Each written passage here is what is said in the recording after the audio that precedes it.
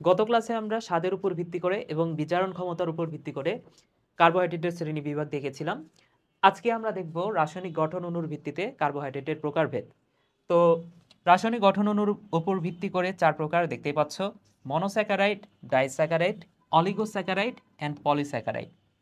তো আজকে আমরা মেইনলি মনোস্যাকারাইডের কিছু অংশ পড়ব। ফার্স্টে আমাদের জানতে হবে মনোস্যাকারাইড কি। মনোস্যাকারাইড মানে হচ্ছে যেই স্যাকারাইডগুলোকে বা যে কার্বোহাইড্রেটকে আর ভাঙা যায় না, সেগুলো হচ্ছে মনোস্যাকারাইড। এবং মনোস্যাকারাইডে কার্বনের সংখ্যাটা মনে রাখো 3 থেকে 10টা কার্বন। তাহলে 3 থেকে 10টি কার্বন যুক্ত যুক্ত শর্করাকে আমরা বলতে পারি মনোস্যাকারাইড। ডাইস্যাকারাইড মানে কি সেটাও একটু জেনে রাখো। এখানে ডাই কথাটার অর্থ হচ্ছে দুই। তাহলে দুইটা মনোস্যাকারাইড, যে সকল স্যাকারাইডকে ভাঙলে বা যে সকল কার্বোহাইড্রেটকে ভাঙলে দুইটা মনোস্যাকারাইড আমরা পাবো, তারা হচ্ছে ডাইস্যাকারাইড। বুঝতে পেরেছো? তাহলে এই ডাইস্যাকারাইড কয়টা মনোস্যাকারাইড নিয়ে গঠিত? দুইটি মনোস্যাকারাইড নিয়ে গঠিত। তাহলে এখানে আছে দুইটি মনোস্যাকারাইড। মনোস্যাকারাইড। অলিগো কথাটার অর্থ হচ্ছে দুইয়ের বেশি, অর্থাৎ 3 থেকে 10টা মনোস্যাকারাইড। যদি 3 থেকে 10টি মনোস্যাকারাইড নিয়ে 3 থেকে 10টি মনোস্যাকারাইড যদি পাওয়া যায় কোনো একটা কার্বোহাইড্রেটকে ভাঙলে, সেটাকে আমরা বলবো অলিগোস্যাকারাইড। এবং পলি, নামটা শুনেই বুঝতে পারতেছো পলি কথাটার অর্থ হচ্ছে অনেক। তাহলে এই অনেকটা আসলে কত? অনেক মানে হচ্ছে 10 এর বেশি। 10-এর বেশি মনোস্যাকারাইড থাকলে সেটাকে আমরা বলি পলিস্যাকারাইড। আশা করি বুঝতে পেরেছো। তাহলে দেখো মনোস্যাকারাইড, এই মনোস্যাকারাইড দ্বারাই কিন্তু বাকি প্রকারভেদগুলো গঠিত, তাই না? আর মনোস্যাকারাইড মানে কি ভাইয়া? মনোস্যাকারাইড মানে হচ্ছে এখানে কার্বনের সংখ্যা কয়টা? কার্বনের সংখ্যা 3 থেকে 10টা। আশা করি বুঝতে পেরেছো। এবং 3টা কেন? সর্বনিম্ন কার্বন সংখ্যা হচ্ছে 3। কেন 3? এগুলো আমরা আগের ক্লাসে জেনে এসেছি, তাই না? তাহলে আসো আমরা মনোস্যাকারাইড নিয়ে আরো বিস্তারিত পড়ব।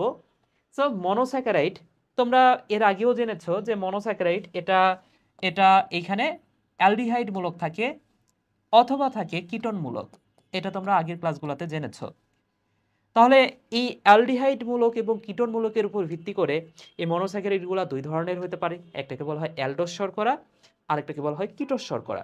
তাহলে যদি অ্যালডিহাইড মূলক থাকে, এই অ্যালডিহাইড মূলকগুলোকে বলা হয় অ্যালডোস শর্করা। এই অ্যালডিহাইড মূলক থাকলে কোনো একটা শর্করাতে, সেটাকে বলা হয় অ্যালডোস শর্করা। অ্যালডোজ শর্করা। আর যদি কিটোনমূলক থাকে, কিটোনমূলক থাকলে সেটাকে বলা হয় কিটোস শর্করা। সো কিটোনমূলক যদি থাকে সেটা হচ্ছে কিটোস শর্করা। আমরা একটু পরে আর একটু জানতে পারবো এই অ্যালডোজ কি কিটোস কি। একটু পরে, যারা বুঝতেছো না তারা একটু পরে একদম ক্লিয়ার হয়ে যাবে। জাস্ট মনে রাখো যে এই মনোস্যাকারাইডগুলো, এগুলো হয় হয় অ্যালডোস শর্করা অথবা হয় কিটোস শর্করা। এখন ভাইয়া আমরা জানি যে মনোস্যাকারাইড মানে কি। মনোস্যাকারাইড মানে হচ্ছে 3 থেকে 10টা কার্বন দ্বারা গঠিত কার্বোহাইড্রেটটা হচ্ছে মনোস্যাকারাইড। তাহলে 3 কার্বন বিশিষ্ট মনোস্যাকারাইডের একটা নাম আছে, এদেরকে বলা হয় ট্রায়োস। 4 কার্বন হইলে তাদেরকে বলা হয় টেট্রোস, 5 কার্বন হইলে পেন্টোস, তাই না? তো এইভাবে নামগুলো বাড়তে থাকবে। আচ্ছা, তাহলে আসো আমরা মনোস্যাকারাইড এটা নিয়ে আরেকটু বিস্তারিত পড়ি। আমরা উদাহরণগুলো পড়ব। সো আমরা কি পড়বো ভাইয়া? আমরা পড়বো মনোস্যাকারাইড। Monosaccharide, saccharide. ওকে,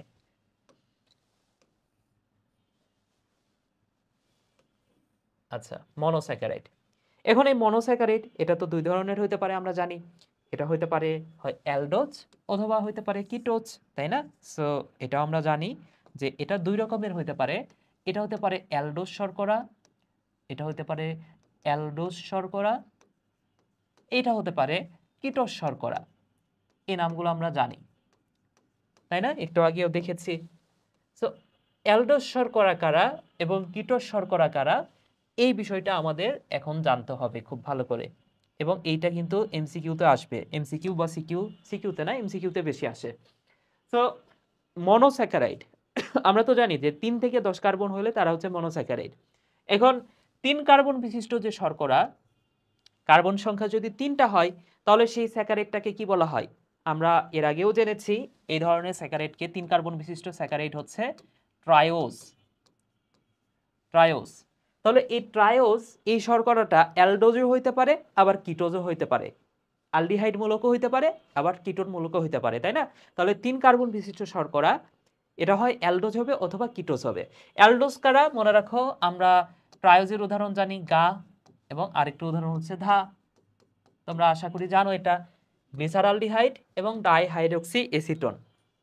তাহলে এই গ্লিসারালডিহাইড এটা হচ্ছে অ্যালডোজ শর্করা, এবং ডাইহাইড্রক্সি এসিটোন ওইটা হচ্ছে কিটোজ শর্করা, তাই না? সো এই গা কথাটার অর্থ হচ্ছে, এটার নাম হচ্ছে গ্লিসারালডিহাইড, গ্লিসারালডিহাইড, রালডিহাইড।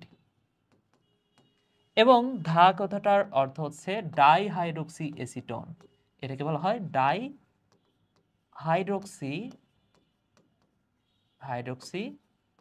এসিটোন। ওকে, তাহলে ট্রায়োজের উদাহরণ হচ্ছে গাধা। এরপর আসো 4 কার্বন বিশিষ্ট শর্করাকে, তাহলে আমরা কি বলবো? আমরা বলবো টেট্রোজ, তাই না? তাহলে 4 কার্বন সংখ্যা যদি 4টা হয়, তাহলে সেই ধরনের শর্করাকে বলা হয় টেট্রোজ। সো টেট্রোজ কারা? টেট্রোজ কারা সেটা আমাদের জানতে হবে। টেট্রোজ কারা মনে রাখো, ইরিথ্রোজ। ইরিথ্রোজ হচ্ছে টেট্রোজের উদাহরণ। তাহলে ইরিথ্রোজ হচ্ছে অ্যালডোজ টেট্রোজ। তাহলে কিটোজ টেট্রোজ কারা? কিটোজ টেট্রোজ হচ্ছে ইরিথ্রুলোজ। এই নামটা মনে রাখো, এই যৌগটার নাম হচ্ছে ইরিথ্রুলোজ। এটা হচ্ছে কিটোজ টেট্রোজ। তাহলে কার্বন সংখ্যা যদি 5টা হয়, তাহলে তাদেরকে আমরা বলবো পেন্টোজ। আশা করি এখন তোমরা ক্লিয়ার হয়েছো। তাহলে তাদেরকে আমরা বলবো পেন্টোজ। কেন? পেন্টা কথাটার অর্থ হচ্ছে 5, তাহলে ওএসি যোগ করলে সেটাকে আমরা বলি পেন্টোজ। আচ্ছা, সো এই পেন্টোজের উদাহরণ কোনগুলা? পেন্টোজের উদাহরণটা মনে রাখো ভাইয়া, ওই যে আমরা যে রাইবোজ সুগার পড়েছি, তাহলে এই রাইবোজ সুগার, এরপরে ডিঅক্সিরাইবোজ,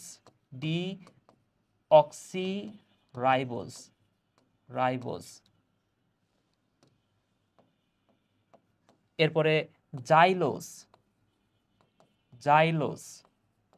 অ্যারাবিনোজ। তাহলে এই যে এই শর্করাগুলা, এইগুলো হচ্ছে অ্যালডোজ পেন্টোজ বা অ্যালডোপেন্টোজ। তাহলে এই শর্করাগুলা রাইবোজ, ডিঅক্সিরাইবোজ, জাইলোজ, অ্যারাবিনোজ, এগুলো হচ্ছে অ্যালডোপেন্টোজ। এবং কিটোপেন্টোজ কারা? কিটোপেন্টোজ হচ্ছে মনে রাখো জাইলুলোজ,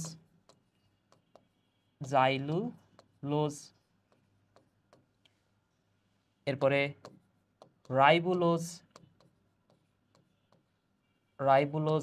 ওকে, সো এইগুলো হচ্ছে কিটোস পেন্টোস। আচ্ছা, এরপরে দেখো 6 কার্বন হইলে, এই 6 কার্বনটাই সবচেয়ে বেশি গুরুত্বপূর্ণ, এবং 6 কার্বন হইলে সেটাকে বলা হয় হেক্সোস। হেক্সো কথাটার অর্থ হচ্ছে 6, ওই যে ব্রাজিলের হেক্সা মিশন, তাই না? সো হেক্সোস, অ্যালডোহেক্সোস কারা? অ্যালডোহেক্সোস হচ্ছে গ্লুকোজ। অ্যালডোহেক্সোসের উদাহরণটা মনে রাখো ভাইয়া, অ্যালডোহেক্সোস হচ্ছে গ্লুকোজ। এরপরের উদাহরণটা হচ্ছে গ্যালাক্টোজ। আরো একটা উদাহরণ মনে রাখো, ম্যানোজ। তাহলে এই ম্যানোজ এটাও কিন্তু অ্যালডোহেক্সোস। বুঝতে পেরেছো? তাহলে কিটোহেক্সোস কোনটা? কিটোহেক্সোস হচ্ছে ফ্রুক্টোজ। এই নামটাও আশা করি তোমরা জানো। সো এই ফ্রুক্টোজটা হচ্ছে কিটোহেক্সোস। আচ্ছা, তাহলে দেখো আমরা অনেকগুলো পড়ে ফেলেছি। বইয়ে 7 পর্যন্ত আছে। তাহলে 7 কার্বন বিশিষ্ট যে শর্করা সেটাকে আমরা কি বলতে পারি? হেপ্টোজ বলতে পারি। বাংলাতে লিখে দিই, হেপ্টোজ। এবং হেপ্টোজের উদাহরণ একটাই আছে, সেটা হচ্ছে অ্যালডোহেপ্টোজের উদাহরণ হচ্ছে সিডোহেপ্টোলোজ।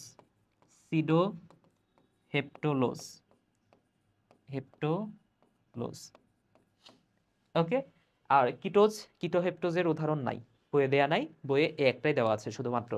আচ্ছা, তাহলে বইয়ে না থাকলেও আমাদের যদি 8টা কার্বন হয়, তাহলে সেটাকে কি নামে আমরা ডাকবো? অক্টা মান হচ্ছে 8, তাই না? সো অক্টোজ বলতে পারি আমরা, তাই না? সো 8 কার্বন হইলে সেটাকে আমরা বলি অক্টোজ। তোমরা অক্টাল সংখ্যা পড়েছো। এরপরে দেখো 9টা কার্বন হইলে সেটাকে আমরা বলি ননজ। এবং 10টা কার্বন হইলে সেটাকে আমরা বলি ডেকোজ। জাস্ট নামগুলো মনে রাখো, তাইলেই হবে। উদাহরণগুলা তোমাদের আবুল হোসেন স্যারের বইয়ে যেহেতু দেয়া নাই, আমরা পড়তেছি না, ঠিক আছে? তো এই হচ্ছে মনোস্যাকারাইড। এবং মনোস্যাকারাইডের মধ্যে কিছু আছে অ্যালডোজ, কিছু আছে কিটোজ। সেই নামগুলো আমরা জেনে গেলাম, এবং এই নামগুলো তোমার একদম মুখস্থ রাখতে হবে ভাইয়া। কোনটা অ্যালডোস শর্করা কোনটা কিটোস শর্করা এটাও তোমার আলাদাভাবে একটু জানতে হবে। আচ্ছা, সো এইবার আসো আমরা একটু আরেকটু গভীরের দিকে যাই, সেটা হচ্ছে মনোস্যাকারাইডের মধ্যে ট্রায়োস কারা। এই ট্রায়োস সম্পর্কে আমরা একটু পড়ি।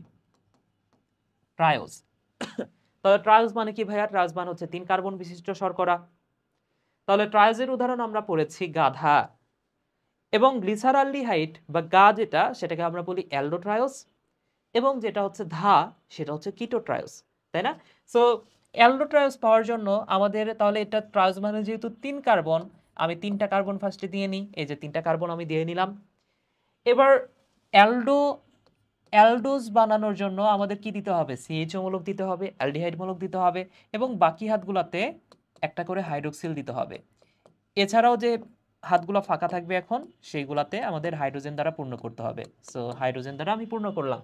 তাহলে দেখো তো এখানে যে যৌগটা তৈরি হইলো সেটা তো অ্যালডোজ, এবং এটা যেহেতু 3 কার্বন বিশিষ্ট তার মানে কি এটা আবার ট্রায়োজও। তাহলে অ্যালডোট্রায়োজের উদাহরণ কোনটা ভাইয়া? অ্যালডোট্রায়োজের উদাহরণ হচ্ছে গ্লিসারালডিহাইড। তাহলে এই যৌগটাকে আমরা বলবো গা। তাহলে ধা কিভাবে তৈরি করতে হবে ভাইয়া?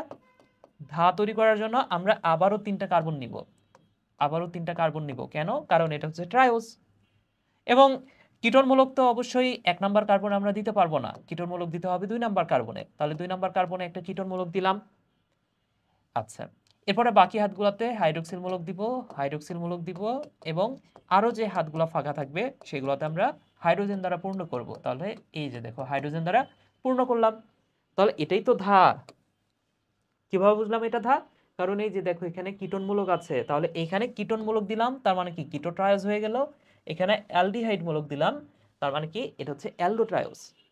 তাহলে দেখো এই যে এইটা এখানে সিএইচও দিলেই সেটা হচ্ছে কিটোট্রায়োস, এবং সিও দিলে সেটা হচ্ছে এটা হচ্ছে অ্যালডোট্রায়োস, ওইটা হচ্ছে কিটোট্রায়োস। ঠিক আছে, যার একটা নাম হচ্ছে গ্লিসারালডিহাইড এবং আরেকটা হচ্ছে ড্রাইহাইড্রোক্সি অ্যাসিটোন। আচ্ছা, এখন এই নামগুলো আসলে তোমরা আরো একটা অধ্যায়ে শিখবা, সেটা হচ্ছে নবম অধ্যায় উদ্ভিদ শারীরতত্ত্বে। তোমরা যখন গ্লাইকোলাইসিস পড়বা, গ্লাইকোলাইসিস পড়ার সময় এই গাধা বিষয়টা পাবা। যখন আচ্ছা আমি গ্লাইকোলাইসিস পড়িয়েছি, তোমরা ওই ভিডিওটা একবার দেখবা, তাইলে তোমাদের গ্লাইকোলাইসিস একদম ক্লিয়ার হয়ে যাবে।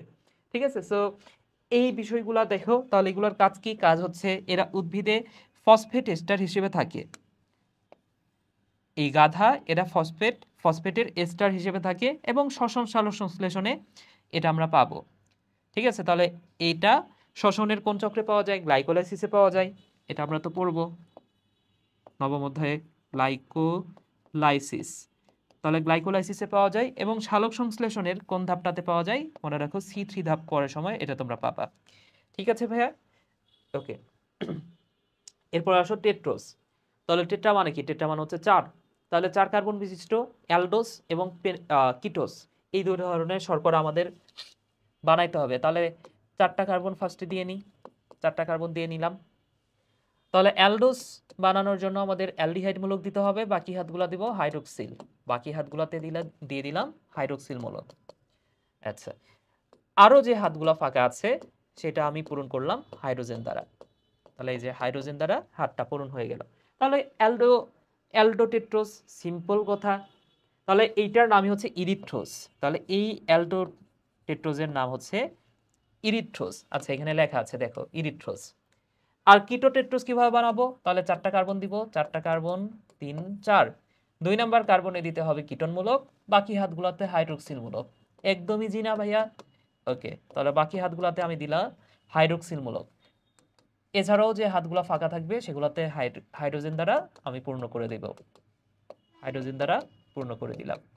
ঠিক আছে ভাইয়া, তাহলে এইটা হচ্ছে ইরিথ্রুলোস, এবং এটা হচ্ছে একটা কিটোটেট্রোস। এবং এই যে ইরিথ্রোস 4 ফসফেট, এটাও কিন্তু তোমরা যখন C3 চক্রটা পড়বা সালোক সংশ্লেষণে সেই সময়টাতে পাবা, তাই না? তাহলে এই যে দেখো ক্যালভিন চক্র বা C3 চক্র এখানে বিশেষ ভূমিকা পালন করে, এবং উদ্ভিদে ইরিথ্রোস 4 ফসফেট হিসেবে এটা বিরাজ করে। তাহলে এটা C3 চক্র পড়ার সময় তোমরা বুঝতে পারবা, ইরিথ্রোস 4 ফসফেট তোমরা পাবা। ঠিক আছে ভাইয়া, তাহলে এই যে দেখো আমরা টেট্রোস পড়লাম, তাহলে এখন তোমরা ইজিলি এই পেন্টোসটা বানাইতে পারবা না? ওকে, সো আমরা পরের ভিডিওতে এই পেন্টোস বানাবো, এবং পেন্টোস সম্পর্কে আরো কিছু ইনফরমেশন আমরা পড়বো। সো ক্লাসটা এখানে শেষ করছি।